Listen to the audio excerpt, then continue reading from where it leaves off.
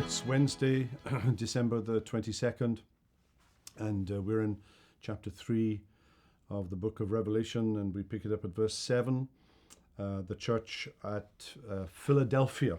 And there's just one more after this, and that's the church at Laodicea. Jesus says to the church at Philadelphia that he describes himself as holy and true, and those are divine attributes. There's a quotation here from the 22nd chapter of the prophet Isaiah, chapter 22 and verse 22.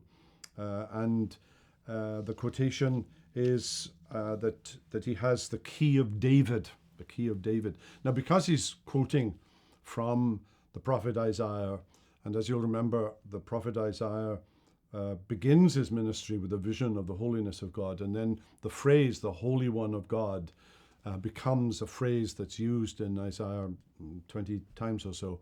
And because of that allusion, Jesus introduces himself as the Holy One.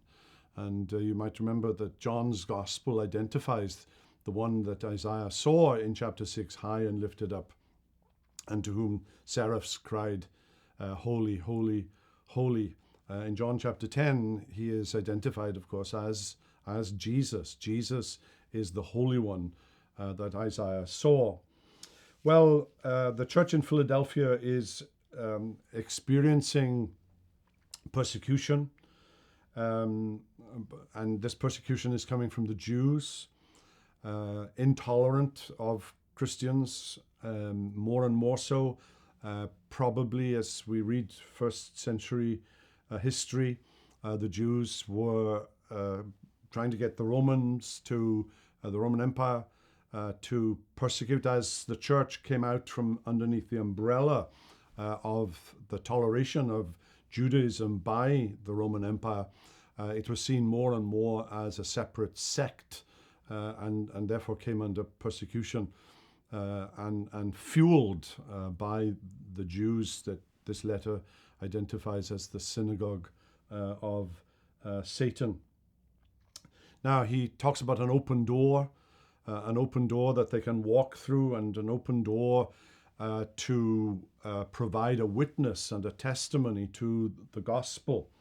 And I think that's what this letter is calling upon, that in times of trouble and tribulation and need, that the church would use those opportunities for witnessing to the gospel. And you'll notice at the end of the letter that the reason for this tribulation is to test those who dwell on earth.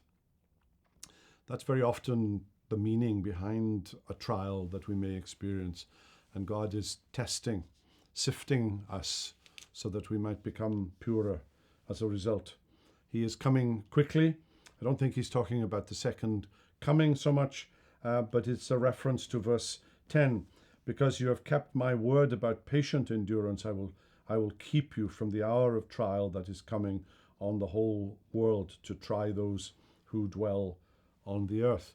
And I think he's talking here about the persecution that broke out under Emperor Domitian in the early 90s. But for some reason, the church in Philadelphia is going to fare better than other places in that emperor-led period of persecution.